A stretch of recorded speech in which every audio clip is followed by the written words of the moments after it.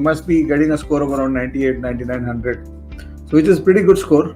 And next time you have to ensure that you take it to 130, 140. So 30 marks का delta create करने का काम करो इस साल.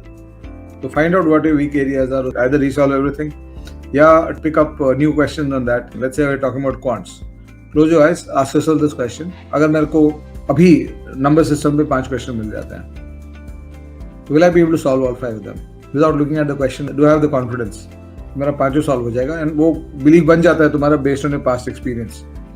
तो अगर है confidence, तो then you don't need to tamper with number system. Maybe you just need to work on increasing your speed and efficiencies. And 5 का logic मैं इसलिए बोल रहा हूँ because CAT में जब जाओगे तो किसी chapter पे 5 question ज़्यादा नहीं आने वाला है. So if you are at let's say 4 or 5 out of 5, then you don't need to tamper with the skill much on that area, right?